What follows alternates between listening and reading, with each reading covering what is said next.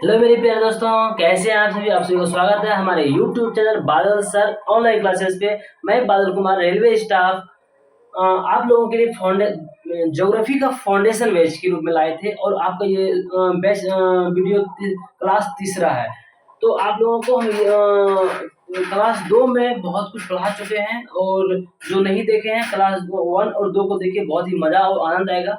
और video number ये 3 है। आप मेरे क्लास में बने रहिए और जो बच्चे मेरी क्लास को रेगुलर बेसिस पे ले रहे हैं वो लगातार लेते रहिए। मैं आपको विश्वास दिलाता हूँ आपकी ज्योग्राफी या किसी भी जो भी सब्जेक्ट आपका हम लेंगे वो बहुत ही मजबूत दे देंगे, ये मेरा वादा है। बहुत स्ट्रॉन्ग कर देंगे। आप किसी भी कंपटीशन एग्जाम में बैठिए, चाहे आप रेलवे, एसएससी, बैंक या आप टीचर या किसी भी कंपटीशन एग्जाम में बैठिए, मेरा वादा है आपसे एक प्रश्न भी मेरे क्लास के बाद बाहर नहीं जाएगी, ये मेरा वादा है।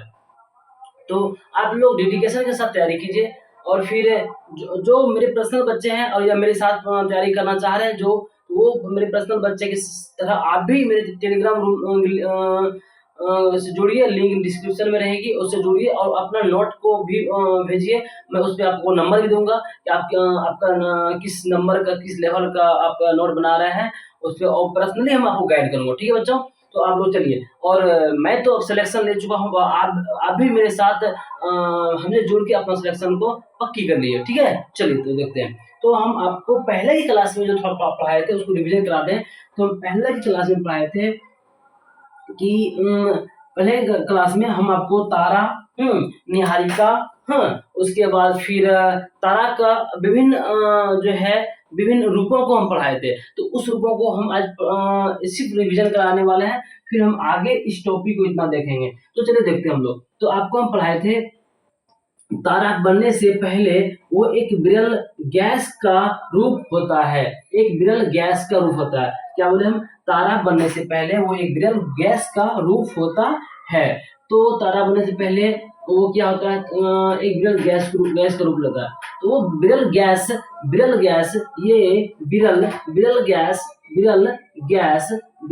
जो है, विरल गैस में सकेंद्रियन के माध्यम से, सकेंद्रियन मतलब वो विरल गैस जो धीरे धीरे वो एक केंद्र की ओर आके जमा हो जाता है। विरल गैस जो है धीरे धीरे केंद्र की ओर दबाव के कारण वो जमा हो जाता है और जो रूप थोड़ा छोटा घने बादल का जो रूप ले लेता है, घने बादल का जो रूप ले लेता है, इस घने बादल को हम निहारिका कहे थे। क्या कहे थे? निहारिका कहे थे। इस घने बादल को क्या बोलते हम लोग? निहारिका नाम दिए थे। निहारिका नाम दिए थे। उसके बाद ये निहारिका फिर क्या हुआ था? इस निहारिका में संलयन के माध्यम के द्वारा दहन की क्रिया होती है। इस निहारिका में संलयन के द्वारा दहन की क्रिया होती है और ये तारा का रूप ले लेता है। और तारा जो होता है तारा जो बताए थे हम आप लोगों को, तारा के अंदर में बहुत सारी गैसें पाई जाती है। लेकिन जो निहारिका में संलयन के द्वारा जो दहन की क्रिया होती है, जो तारा का रूप होती है, इसमें जो आग पाया जाता है वो किस रूप में पाया जाता है? इसमें जो आग होता है वो लावा अर्थात प्लाज्मा के रूप में पाया जाता है। उसमें किस रूप में? प्लाज्मा के रूप में पाया जाता है। इसमें इसकी जो अंदर में जो ताप होती है वो बहुत ही ज्यादा हाई होती है, अर्थात प्लाज्मा का रूप होता है और इसके अंदर में बहुत तारा, ये क्या होता है? ये तारा होता है। अर्थात निहारिका में संलयन के द्वारा जब दहन की क्रिया होती है तो तारा का रूप लेता है। वो तारा जो है प्लाज्मा के भांति, जो पदार्थ की चौथी अवस्था प्लाज्मा होती है, एकदम आग का लपेटा होता है, उस भांति तारा का रूप लेता है। वो तारा जो होता है एक युवा अवस्था कहलाती है। वो तारा एक युवा अवस्था कहलाती है, जो कि एक प्लाज्मा के रूप में होता है। प्लाज्मा कहने का मतलब क्या हुआ कि वो लौ से लाल तप्त होता है। ठीक है, उसके बाद फिर हम बात करें तारे की, बात करें, इसका जीवन काल बहुत अधिक होता है। तारे की जीवन काल क्या होती है? बहुत ही अधिक होती है। जीवन काल बहुत ही अधिक होती है। इसके बाद हम बात किए थे, इस तारे के बारे में बात किए थे कि ये तारा जो है अपने जब युवा अवस्था होता है उसका रंग जो होता है युवा अवस्था में इसका रंग सफेद होती है। युवा अवस्था में तारे का युवा अवस्था में उसका कलर कैसा आता है, सफेद होती है। लेकिन जब वो मध्यम अवस्था में आती है, जब वो तारा मध्यम अवस्था में आती है तो उसका रंग जो है नारंगी हो जाती है। और फिर जब वो तारा वृद्ध रूप में आ जाता है, तो वो तारा जब वृद्ध रूप में आ जाता है तो उसका रंग लाल हो जाता है। आपको हम इस तरह चर्चा किए थे कि तारा जो है अपना विभिन्न स्तरों से होके गुजरती है और विभिन्न स्तरों का रंग अलग अलग होता है। तो ये हो गया आपका युवा अवस्था, ये होगा वृद्ध अवस्था, मिडिल वाला भाग को बोलेंगे मध्य अवस्था, जो नारंगी रंग का होता है। आपको हम इतना समझाए थे। इसके बाद भी बताए थे कि तारा में जब दहन की क्रिया होती है तो ये जो थोड़ा तारा का जो अगला रूप होता है, वो रूप होता है इससे बड़ा रूप होता है, और जिसे हम लोग लाल दानव बोले थे। लाल दानव बोले थे। क्यों बोले थे लाल दानव? क्योंकि हम बताए थे आपको, लाल दानव जो होता है तारा की तुलना में थोड़ा अधिक बड़ा होता है, क्योंकि इसके अंदर की जो गैसेज होती है वो धीरे धीरे फैल जाती है, और इसमें दहन की क्रिया के द्वारा इसकी उम्र थोड़ा सा ढह जाती है, और ये लाल दानव का रूप लेता है। अर्थात तारा के अंदर में उपस्थित ईंधन थोड़ा सी भी अगर जलती है, अर्थात तारा जब जलना प्रारंभ करती है, तो जो अवस्था बचता है वो लाल दानव कहलाता है। अर्थात तारा अपने ईंधन को खोने के बाद, अर्थात अपनी उम्र को खोने के बाद जिस रूप को धारण करता है उसे हम लाल दानव कहते हैं। लाल दानव दो अवस्थाओं में अपना रूप को चेंज करता है। अगर वो लाल दानव अपना ईंधन अधिक खो दिया या कम खोया है, मान लिया जो लाल दानव है अपना उम्र कम खोया है, अभी ईंधन को कम खोया है, तो ईंधन कितना कम है, वो जो है सूर्य के द्रव्यमान का, याद रखिएगा, सूर्य के द्रव्यमान का 1.44 गुना है। अगर वो सूर्य के द्रव्यमान का अभी भी 4 गुना से बड़ा है, तो वह लाल दानव श्वेत वामन कहलाएगा।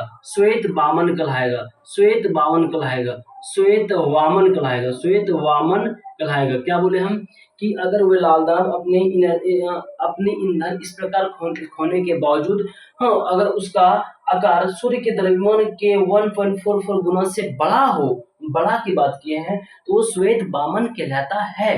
वो श्वेत वामन जो होती है उसके अंदर जीवाश्म पाया जाता है, इसलिए इसे जीवाश्म तारा भी कहते हैं। तो आपको पूछेगा कि जीवाश्म तारा किसे कहते हैं? श्वेत वामन को जीवाश्म तारा भी कहते हैं। उसके बाद फिर, और ये चमकते रहता है, इसका ये जो श्वेत आकार में ये चमकते रहता है। लेकिन अगर ये चमकना बंद कर दे तो जो रूप बनता है, ये चमकना बंद कर दे तो ये रूप बनता है, उसे हम काला वामन कहते हैं। ये जो चमकना बंद कर देता है, जिसे हम लोग क्या बोलते हैं? काला वामन बोलते हैं। तो ये था लाल दानव जब अपनी एनर्जी जो है थोड़ा सा कंज्यूम किया होगा, अर्थात वो सूर्य के द्रव्यमान के 1.4 गुना से अधिक होगा, तो वो श्वेत वामन बन जाता है। उसके बाद लेकिन अगर लाल दानव अपनी ईंधन इस प्रकार खोता है कि वो सूर्य के द्रव्यमान का 1.44 से छोटा हो जाए, ये रूप बड़ा बताए, अगर वो छोटा हो जाता है तो क्या होगा? अगर ये रूप सूर्य के द्रव्यमान का, याद रखिए किसके द्रव्यमान बोल रहे हैं? सूर्य के द्रव्यमान का 1.4 गुना से छोटा होता है, तो जो रूप बनता है उसे हम अभिनव तारा बोलते हैं। उसे क्या बोलते हैं? अभिनव तारा बोलते हैं। अभिनव तारा, तो क्या बोलेंगे इसे हम? अभिनव तारा बोलेंगे। क्या बोले हम? अभिनव तारा किसे कहेंगे? जब लाल दानव अपनी एनर्जी या ईंधन खोने के बाद, इतना खोने के बाद कि वो सूर्य के द्रव्यमान का 1.44 गुना से छोटा हो जाए, तो वो रूप जो है, उस तारे का रूप होता है, वो अभिनव तारा कहलाता है। ये अभिनव जो होती है तारा, इसके अंदर में कार्बन जैसी पदार्थ जो है, लोहे जैसे पदार्थ में विस्फोट होती रहती है, इसलिए इस विस्फोट के कारण से इसे हम विस्फोटी तारा भी कहते हैं। तो आपको पूछेगा विस्फोटी तारा किसे कहते हैं? अभिनव तारा को विस्फोटी तारा कहा जाता है, पूछा जाता है। ऑब्जेक्टिव में याद रखिएगा, अभिनव तारा को ही हम लोग विस्फोटी तारा कहते हैं। तो ये विस्फोटी तारा किसे कहते हैं? अभिनव तारा को विस्फोटी विस्फोटी विस्फोटी तारा कहते हैं। ये आपको हम पढ़ा नहीं रहे हैं, बल्कि ये आपका रिवीजन है जो हम कल पढ़ाए हुए, तो उसको एक बार हम लोग देख लीजिए नजर में, ठीक है। तो विस्फोटी तारा किसे कहते हैं? अभिनव तारा को विस्फोटी तारा कहते हैं। उसके बाद जो है आप क्लास इससे पहले देखिए, क्लास नंबर 2 देखिए, उसमें हम डिटेल में पढ़ा है, उसको अच्छे से और भी डिटेल में समझा है। आप इसको आज रिवीजन के रूप में देख सकते हैं। अभिनव तारा में जब विस्फोट होती है तो वो 2 रूपों में चेंज होता है। एक ऐसा जो जिसमें आग जलते रहती है, और एक ऐसा जिसमें आग जलती और बुझती रहती है। तो अगर अभिनव तारा में विस्फोट होता है तो इसमें एक में आग जलते रहती है और एक में आग जलती बुझती है, जिसमें आग जलते रहती है उसे न्यूट्रॉन तारा बोलेंगे। न्यूट्रॉन तारा बोलते हैं, न्यूट्रॉन तारा कहते हैं। लेकिन अगर एक ऐसा तारा हो जो जले बुझे अर्थात फ्लिकरिंग करता हो तारा, तो फ्लिकरिंग करते हुए तारे को हम लोग पल्सर बोलते हैं। क्या बोलते हैं? पल्सर। तो अभिनव तारा जब विस्फोट होता है तो वो रूप अभिनव तारा का भी लेता है और पल्सर का भी रूप लेता है, पल्सर का रूप लेता है। तो बोले कि पल्सर क्या है? पल्सर अभिनव तारा का वैसा रूप है जिसमें अभिनव तारा फूटने के बाद उसके अंदर में प्रकाश जो होता है जलती और बुझती रहती है, अर्थात जलती और बुझते रहने वाली, फ्लिकरिंग करने वाली तारा को पल्सर तारा कहते हैं। समझ में आ गई क्या कि हम लोग फ्लिकरिंग करने वाले तारा को क्या बोलेंगे? पल्सर तारा कहते हैं। तो आप इतना समझ में हो गया होगा कि इसे हम, ये क्या करता है? जलता और बुझता है, जलता और बुझता है। ये तो आपको समझ में आ गई होगी, ठीक। और इसके बाद अगर बोला जाए आपको कि किस तरह का घनत्व काफी अधिक होता है, तो न्यूट्रॉन तरह का घनत्व काफी अधिक होती है, लेकिन ब्लैक होल के जितना नहीं, क्योंकि आगे ब्लैक होल बताएंगे। ब्लैक होल क्या होता है? सभी तारा को अपने ओर आकर्षित करता था, श्वेत बामन, काला बामन सारे को अपने अंदर आकर्षित कर लेता है, न्यूट्रॉन को भी अपने अंदर आकर्षित कर लेता है। जो रूप बनता है उसे हम ब्लैक होल बोलते हैं। क्या बोलते हैं? ब्लैक होल बोलते हैं। तो ये ब्लैक होल सभी तारों से सबसे अधिक घनत्व होता है, छोटा होता है लेकिन घनत्व होता है। आप देखेंगे कि कभी बड़े चीजों को में प्लास्टिक जो आग लगाइएगा तो जल के छोटा हो जाता है, लेकिन उसका बहुत ठंडा होने के बाद बहुत ज्यादा क्या होता है? टाइट हो जाता है। सेम उसी प्रकार ये जो ब्लैक होल होती है, इसके अंदर बहुत ज्यादा अधिक घनत्व होती है, अर्थात ये ब्लैक होल अगर पृथ्वी से टकराया जाए तो कहा जाता है कि पृथ्वी के आर पार हो जाएगी, ब्लैक होल, ठीक है, ब्लैक होल। और फिर ब्लैक होल का घनत्व सबसे अधिक घनत्व, इस सभी तारों में से सबसे अधिक घनत्व किसकी होती है?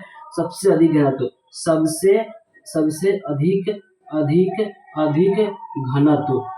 किसकी होती है? ब्लैक होल की होती है। लेकिन पल्सर में पूछा जाए कि किस तारों से रेडियो तरंगे निकलती है, जिससे कि हमारे रेडियो, टीवी, दूरसंचार जैसी चीजें हमारे चलती है, तो रेडियो तरंगे पल्सर जैसी तारों से रेडियो तरंगे निकलती है। तो आपको हम क्या समझाए कि बोलिए रेडियो तरंगे किस तरह से निकलती है? तो बोलेंगे पल्सर से। जीवाश्म तारा किसे कहते हैं? तो श्वेत बामन को जीवाश्म तारा कहा जाता है। ब्लैक होल की खोज किसने किया था? चंद्रशेखर ने ब्लैक होल की खोज किया था। विस्फोटी तारा किसे कहते हैं? तो अभिनव तारा को विस्फोटी तारा कहते हैं।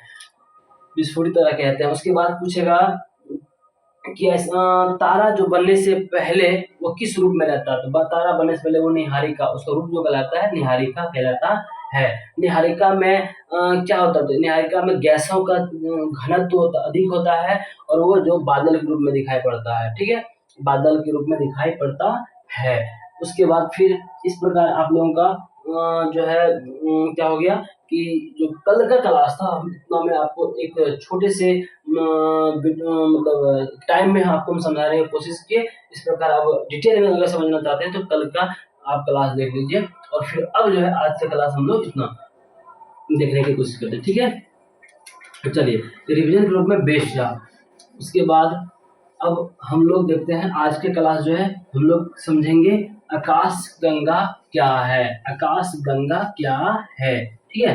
आकाश गंगा क्या है तो समझने का आप कोशिश कीजिएगा कि आकाश गंगा किसे कहते हैं। बहुत ही इजी वे में आपको मेरा वादा है कि मेरा क्लास करने के बाद आपका जो भी अब नया बच्चा भी है अगर क्लास में है, मेरे माइंड को फुली प्रेजेंट रखे हुए मेरी क्लास में, मेरा वादा है कि आपको यहाँ सारे कुछ याद हो जाएगा। इससे बाहर आप कुछ भी याद करने की जरूरत नहीं है।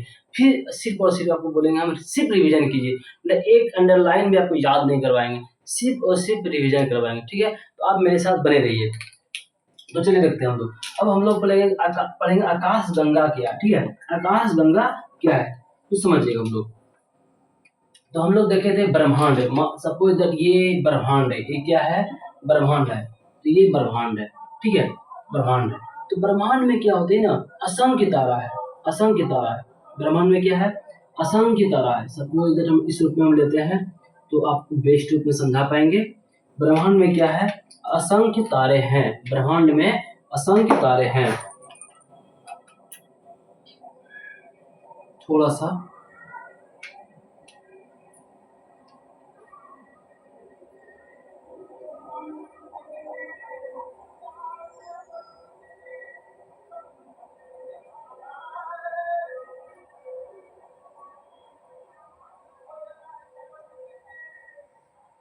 समझ, इस प्रकार हम लोग समझ गए। तो अब हम लोग समझने की कोशिश करते हैं, एक दो को बीच में मिटा देते हैं, ठीक है। तो हम लोग इस बार समझने की कोशिश करते हैं कि ये क्या है। तो ये आकाश, हम लोग ये पूरा ब्रह्मांड है, ये हम लोग क्या बनाए, ब्रह्मांड है। ब्रह्मांड में ये हम लोग आकाश गंगा बनाया है, अभी क्या बनाए, आकाश गंगा। अब गंगा, आकाश गंगा के अंदर में क्या है जो अभी हम लोग पढ़े, तारा, और तारा का विभिन्न रूप है। तारा पढ़े, तारा का विभिन्न रूप पढ़े। तो हम लोग देखेंगे कि तारा, तो ये आकाश गंगा के जो ये देख रहे हैं आप आकार में सर्पिला आकार दिख रहा है आपको, ये सर्पिला आकार होता है। आकाश गंगा देखने में सर्पिला आकार होता है। इसके विभिन्न मतलब कक्ष में तारे होते हैं, तारे का बहुत सारा ग्रुप होता है, ठीक है। तो ये तारा है, आप समझिए इस प्रकार ये तारा है। आप उतना बनाना संभव नहीं, आपको समझना है कि ये जो है ये तारा है। जितना भी रेड कलर में देख रहे हैं आप तारा समझिए, उसको क्या समझिए, तारा समझिए, ठीक है ना। समझिए, आपको हम 3 बना के दिखा रहे हैं, इस प्रकार पूरा ही आकाशगंगा है, पूरे ब्रह्मांड में आकाशगंगा है, ठीक है ना। तो आप समझने की कोशिश कीजिएगा। तो हम क्या बना रहे हैं, आकाशगंगा, क्या बना रहे हैं, आकाशगंगा। आकाशगंगा है क्या, किसी एक को पकड़ेंगे वो आकाशगंगा है। तो ब्रह्मांड में एक को पकड़ लेंगे, ये भी पकड़ लेंगे, ये किसी एक को पकड़ेंगे तो क्या है, ये आकाशगंगा है। अर्थात ये कितना आकाशगंगा है पूरे ब्रह्मांड में। तो अब बात करें कितना आकाशगंगा है ब्रह्मांड में, पूरे ब्रह्मांड में सिर्फ आकाशगंगा ही है, आकाशगंगा ही है। कितना आकाशगंगा है, तो हम बोले पूरे ब्रह्मांड में की बात करें, पूरे ब्रह्मांड में 100 अरब 100 अरब आकाशगंगा है। तो क्या आप बनाना संभव है क्या इस यहाँ पे, नहीं। इसलिए आप समझ लीजिए ये पूरे जो है जितना देख रहे हैं 100 अरब, पूरे ब्रह्मांड में 100 अरब आकाशगंगा है, ठीक है। तो हम लोग 100 अरब आकाशगंगा है सर, तो आकाशगंगा कहते किसे हैं, आकाशगंगा किसे कहते हैं इसे समझते हैं हम लोग। पहले की आकाशगंगा कहते किसे हैं, अर्थात एक आकाश गंगा में बहुत सारे तारे होते हैं, बहुत सारे तारे होते हैं, अर्थात असंख्य तारा, तारा एक दो नहीं बल्कि असंख्य तारे के समूह को आकाश गंगा बोलते हैं। समझिएगा, एक लाइन में खत्म हो जाएगी। क्या बोले हम लोग, असंख्य तारे, अर्थात बहुत सारे तारे, बहुत सारे तारे, बहुत सारे तारे, असंख्य तारे, असंख्य तारे, असंख्य तारे के समूह को आकाश गंगा कहते हैं। समझ में आ गया क्या, क्या बोले कि आकाश गंगा क्या है कि असंख्य तारे के समूह को, इसमें उसकी गिनती नहीं कर सकते हैं, अनुमानित माना गया है। एक आकाशगंगा में 100 अरब तारे हैं। सर अभी आप बोले 100 अरब तो आकाशगंगा है, हाँ। पूरे ब्रह्मांड में आकाशगंगा की बात करें तो पूरे ब्रह्मांड में 100 अरब आकाशगंगा है। तो एक एक एक आकाशगंगा में 100 अरब तारे भी हैं। अर्थात असंख्य तारों के समूह को इसको गिनना संभव नहीं है, इसलिए क्या बोले, असंख्य, उसकी संख्या नहीं है, फिक्स नहीं है। इसलिए असंख्य तारों के समूह को हम लोग क्या बोलेंगे, आकाश गंगा कहते हैं। समझ में आ गई क्या, समझ में आ गई क्या। असंख्य तारों के समूह को आकाश गंगा कहते हैं। असंख्य तारों के समूह को आकाश गंगा कहते हैं। समझ में आ गया क्या? असंख्य तारों, मेरे साथ बोलिए तो आप लोग, आकाश गंगा किसे कहते हैं? असंख्य तारों के समूह को आकाश गंगा कहते हैं। असंख्य तारों के समूह को आकाश गंगा कहते हैं। उसके बाद दूसरा टॉपिक है कि आकाश गंगा, किसी भी आकाश गंगा के बीच वाले भाग को, किसी भी आकाश गंगा के बीच वाले भाग को बल्ज कहते हैं। क्यों? क्योंकि सारे जो क्या उस साइड में अच्छा देखिएगा, कोशिश कीजिएगा आप समझिएगा कि किसी भी आकाश गंगा के केंद्र जो होता है बहुत ही घना होता है, बहुत ही घना होता है। कि हर एक आकाश गंगा का केंद्र होता है बहुत घना होता है। हाँ, अर्थात क्या कहना चाह रहे हैं? हम ये कहना चाह रहे हैं आकाश गंगा के केंद्र को बल्ज कहते हैं। अभी इतना समझिए आप, क्या बोले? बल्ज समझ में आया क्या? बल्ज समझ में आया क्या? बल्ज क्या है? तो बल्ज जो है आकाश गंगा के केंद्र को बल्ज कहते हैं। बल्ज के बारे में बताएंगे, बल्ज क्या है समझिए। क्या बोले? आकाश गंगा के केंद्र को बल्ज कहते हैं। ये समझ में आ गई? आकाश गंगा के केंद्र को बल्ज कहते हैं। फिर आकाश गंगा क्या है, समझ में आया? आकाश गंगा किसे कहते हैं? तो ये आकाश गंगा क्या है? आकाश गंगा क्या है? आकाश गंगा क्या है कि असंख्य तारे के समूह को आकाश गंगा कहते हैं। याद हो गई क्या? अगर असंख्य तारों के समूह को आकाश गंगा कहते हैं। और आकाश गंगा के केंद्र को बल्ज कहते हैं। आकाश गंगा के केंद्र को बल्ज कहते हैं। क्या ये भी समझ आ गया क्या? आकाश गंगा के केंद्र को बल्ज कहते हैं। अब बल्ज में क्या होता है कि बल्ज विभिन्न आकाश गंगा के केंद्र में बहुत सारे तारे राउंडिंग घूम के जाके बल्ज में आके सब चिपक जाते हैं, साथ हो जाते हैं, इसलिए उसका घनत्व ज्यादा बढ़ जाता है, इसलिए उसे बल्ज कहते हैं। बल्ज क्या है? तो तारों का ही ग्रुप है, लेकिन क्या है इसका घनत्व आकाश गंगा इधर की तुलना में अधिक होती है। सिंपल सी है, आकाश गंगा की जितनी आकृति है उसकी आकृति केंद्र में घनत्व तो अधिक होता है। क्यों? क्योंकि वो राउंड घूम के सर्पिलाकार आकार में घूमते वो सारे जो है बहुत सारे तारे जो होती है कहाँ पे केंद्र में आके एक साथ चिपक जाते हैं। उसी रूप को बल्ज कहते हैं। क्या बोलते हैं? बल्ज कहते हैं। तो आप आकाश गंगा समझ गए। असंख्य तारे के समूह को आकाश गंगा कहते हैं। असंख्य तारों के समूह को आकाश गंगा कहते हैं। आकाश गंगा के केंद्र में, आकाश गंगा के केंद्र को बल्ज कहते हैं। बल्ज में तारों का बहुत सारा बहुत अधिक तारों का बल्ज में बहुत अधिक तारों का घनत्व होता है। हाँ, और आपस में सटे होते हैं, जिससे हम आपस में सटे होते हैं। अच्छा, बल्ज क्या हो गया? तो वो तारों का अधिक घनत्व रूप ही क्या कराया? बल्ज कराया। बल्ज जो है क्या हुआ? आकाश गंगा के केंद्र में है। बल्ज क्या है? आकाश गंगा के केंद्र को बल्ज कहते हैं। आकाश गंगा क्या है? आकाश गंगा जो है असंख्य तारे के समूह को आकाश गंगा कहते हैं। आकाश गंगा के केंद्र को बल्ज कहते हैं। ठीक है। तो आकाश गंगा का आकार कैसा होता है? देख रहे हैं आप, सर्पिला आकार, राउंडी घुमा हुआ है ना। तो आपको पूछेगा आकाश गंगा का आकार कैसा होता है? आकाश गंगा का आकार सर्पिला का होता है। सर्पिला का। अभी समझिएगा आप, लिखने का टेंशन मत लीजिए, आप पे समझ जाइए, लिखना हम लिखा देंगे, ठीक है, उतना टेंशन मत लीजिए। सर्पिलाकार होता है। आकाश गंगा का आकार कैसा होता है? सर्पिलाकार होता है। इस आकाश गंगा का आकार कैसा हो गया? सर्पिलाकार होता है। असंख्य तारों के समूह को आकाश गंगा बोलते हैं। आकाश गंगा के केंद्र को बल्ज बोलते हैं। इसका आकार कैसा होता है? सर्पिलाकार होता है। तो हम लोग देखिए, ये समझिए, आकाश गंगा समझ में आ गई, टॉपिक समझ में आ गया आकाश गंगा क्या है। अब मंदाकिनी क्या है? मंदाकिनी क्या है? इसी में से कोई एक मंदाकिनी है, अर्थात आकाश गंगा को ही मंदाकिनी बोलते हैं। ये किस आकाश गंगा को मंदाकिनी बोलेंगे? किस आकाश गंगा को मंदाकिनी कहेंगे? समझिए। तो हम लोग जो है जिस आकाश गंगा में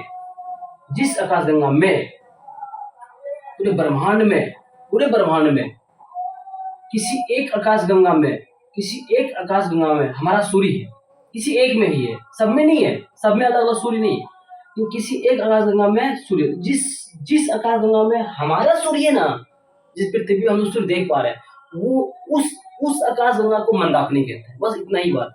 मंदाकिनी क्या है? इसमें से कोई एक मंदाकिनी है। तो किसे मंदाकिनी कहेंगे? जिस आकाशगंगा में हमारा सूर्य या सौर मंडल है, ठीक है ना, सूर्य बोले या सौर मंडल है, सौर मंडल है, जिस आकाशगंगा में हमारा सौर मंडल है, उस ही आकाशगंगा को मंदाकिनी कहते हैं। समझ में आ गया क्या?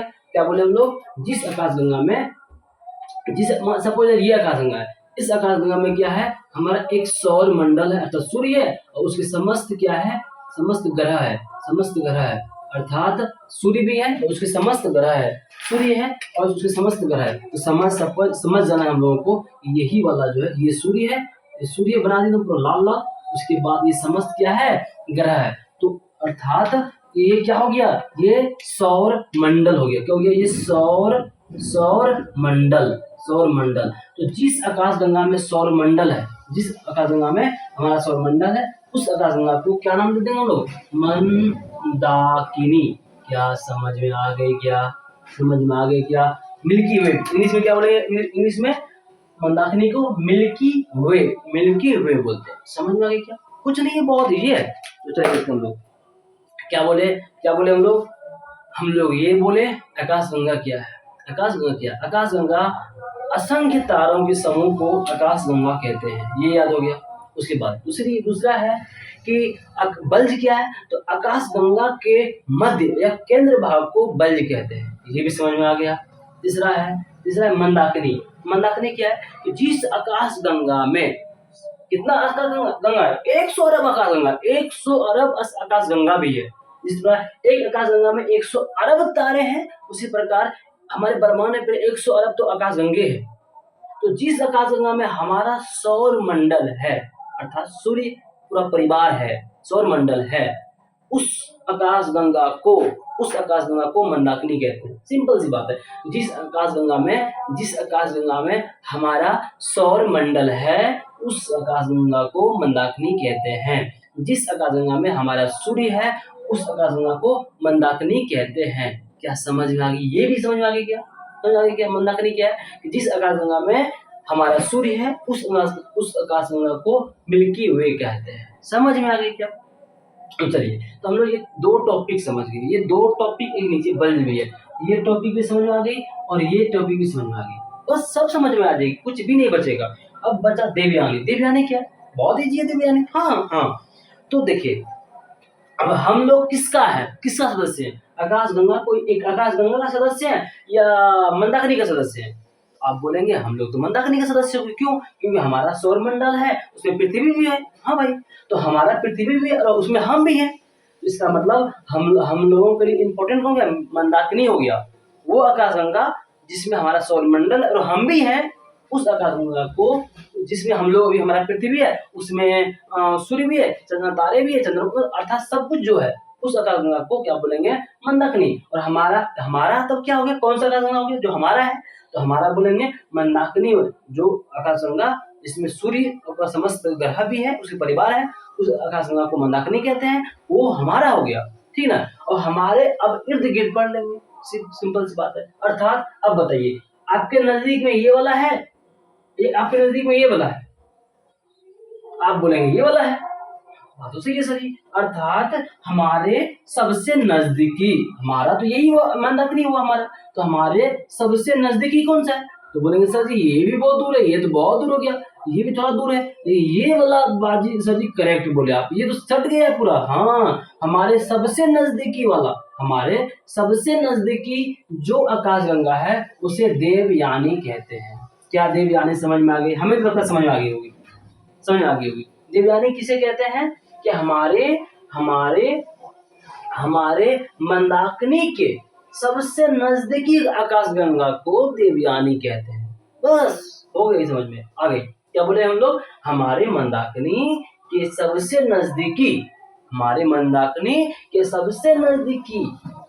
आकाशगंगा बहुत सारा है, सारे 100 अरब आकाशगंगा ही है। कि हमारे मंदाकिनी के सबसे नजदीकी आकाशगंगा को देवयानी कहते हैं। हमारे मंदाकिनी के सबसे नजदीकी आकाशगंगा को देवयानी कहते हैं। तो हम लोग नजदीक में ये इसको देवयानी बोलते हैं क्या? हाँ सर बोल दीजिए, कोई बात नहीं, तो बोल देते हैं। तो चलिए हम लोग बोल दिए हाँ देवयानी। क्या बोल दिए? देवयानी। देवयानी। तो हम लोग का ये हो गया मंदाकिनी, ये हो गया देवयानी, जो हम लोग जिसमें है मंदाकिनी। लेकिन अगर बात करें, अब बात हुआ NGCM33 क्या है, तो सिंपल सी बात है, ये भी कुछ नहीं है, अर्थात हमारी मंदाकिनी के दूसरा नजदीकी आकाशगंगा। ये पहला नजदीकी आकाशगंगा को क्या बोलते हैं? देवयानी। और दूसरा नजदीकी आकाशगंगा को NGCM33 बोलते हैं। बस यही समझ लीजिए ना, यही होगा तब। क्यों क्यों ये सब दूसरा नजदीक में दिख रहा है, तो हम लोग इसको बोल सकते हैं एन है ना,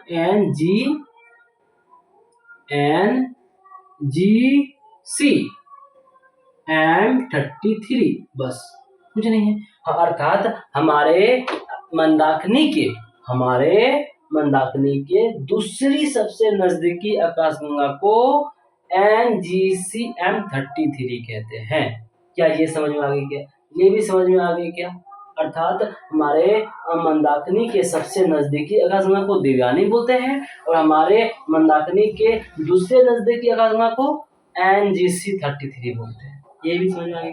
हाँ, अब क्या है नेक्स्ट टॉपिक? सुपर क्लस्टर क्या है? हाँ, सुपर क्लस्टर क्या है? बहुत ही, ये भी कुछ नहीं है। अर्थात ये सुपर क्लस्टर कब बनता है? जब आकाशगंगा तीन का एक ग्रुप बना ले, तो उस 3 ग्रुप को बोलते हैं सुपर क्लस्टर।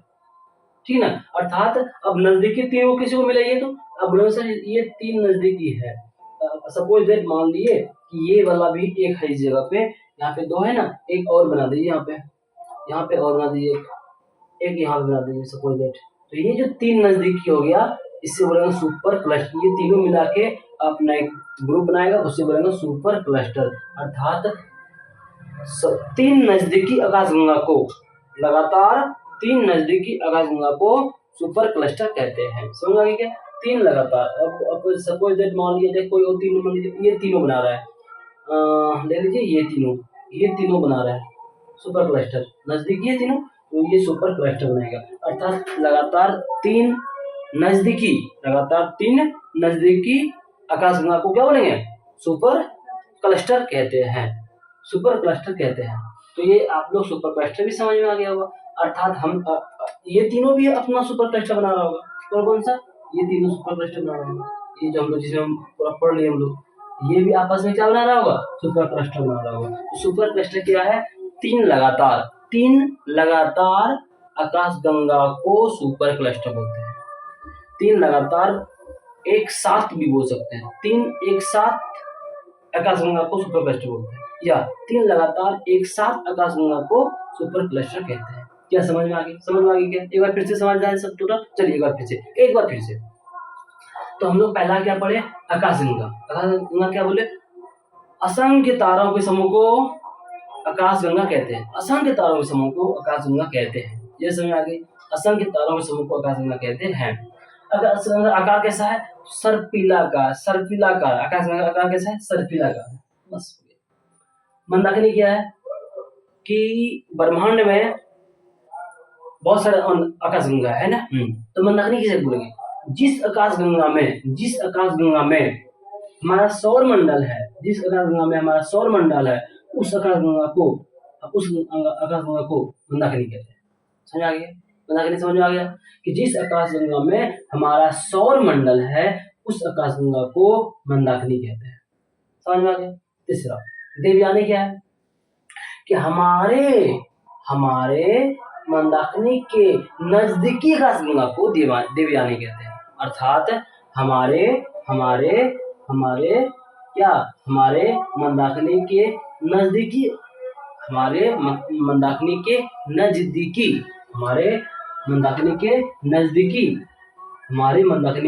नजदीकी क्या आकाशगंगा को देवयानी कहते हैं। हमारे मंदाकिनी के नजदीकी आकाशगंगा को मंदाकिनी कहते हैं। समझ में आ गई? उसके बाद फिर अब है NGCM33 क्या? हमारे मंदाकिनी के दूसरा नजदीकी आकाशगंगा को NGCM33 बोलते हैं। सुपर क्लस्टर क्या है? सुपर क्लस्टर क्या है कि तीन लगातार आकाशगंगा के समूह को तीन लगातार आकाशगंगा के समूह को सुपर क्लस्टर कहते हैं। तीन लगातार तीन लगातार तीन लगातार तीन लगातार तीन लगातार देख रहे हैं आप लोग? तो तीन लगातार क्या बोलिए? हाँ, तीन लगातार आकाशगंगा के समूह को क्या बोलेंगे? सुपर क्लस्टर कहते हैं। बल्ज क्या? आकाशगंगा के मध्य अर्थात केंद्र भाग को बल्ज कहते हैं। समझ में आ गई क्या? तो ये बात था। अब बात रही कि हमारा जो है मंदाकिनी के दूसरा नजदीकी मंदाकिनी को देवयानी बोलते हैं। तो ये इसका दूरी नजदीकी कितना है इसका पूछा जाता है। ये दूरी जो है इस दोनों के बीच में नजदीकी दूरी जो है, इस दोनों के बीच में नजदीकी दूरी जो कहा जाए, दूरी जो है नजदीकी दूरी होता है 2 पॉइंट, जल्दी दें क्या? हाँ लिख देते। ये दूरी होता है 2.2 मिलियन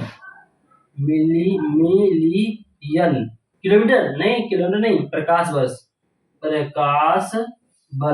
आपको हम पढ़ाएंगे, फिजिक्स में पढ़ाएंगे कि प्रकाश वर्ष जो है वो प्रकाश वर्ष, ये नहीं समझिए प्रकाश है, नहीं, प्रकाश वर्ष मतलब दूरी है। वो दूरी का एक मात्रक है, बहुत बड़ा मात्रक है दूरी का। इसलिए हम लोग बोलेंगे 2.2 मिलियन प्रकाश वर्ष, ये दूरी का मात्रक है, ठीक है। चलिए, ये पर एक प्रकाश वर्ष में अगर पूछा जाए कितना दूरी होता है तो हम लोग बोलेंगे 9.46 गुना 10⁻15 किलोमीटर एक प्रकाश वर्ष में। वो आगे हम आपको पढ़ाएंगे, टेंशन नहीं लेनी है कि आपको अभी इतना साफ समझना है, ज्योग्राफी को समझना है।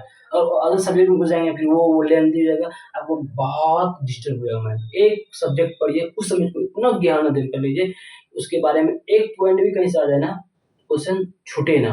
और कंपटीशन बाबू वही है, एक चुटकी क्वेश्चन के कहीं से आए उसको याद की इस प्रकार समझ जाइए, इस प्रकार दिमाग में बैठा लीजिए, कहीं उसको बदलना, वही बच्चा का सिलेक्शन हो जाता है। कोई सिलेक्शन बहुत बड़ी चीज नहीं बाबू, बहुत बड़ी चीज नहीं। बशर्ते आपके टीचर जो आपको हम जो कोर्स आपको करा रहे हैं, आपको बस बारीकी से समझ के उसको दिमाग में एडजस्ट करके हमेशा रखना पड़ेगा। हमेशा कैसे रहेगा?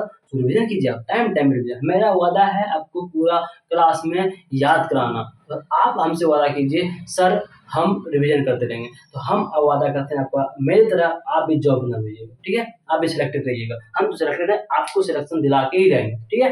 तो चलिए, तो आपकी ये समझ में आ गई होगी, मैं आशा करता हूँ, क्योंकि मेरे सामने में जो बैठा एक इंसान है उसे समझ में आ गया, तो आपको भी समझ में आ गया हो, ठीक है। तो चलिए अब ठीक है, अब नेक्स्ट वीडियो में आएंगे, इसको दोबारा समझाते हुए आपका नोट बनवा लेंगे। और आप नोट खुद से बना सकते हैं, बहुत अच्छी बात है। और आप नोट बना के टेलीग्राम पे छोड़िए, हम इसको नोट भी बनवा देंगे, ठीक है। Thank you.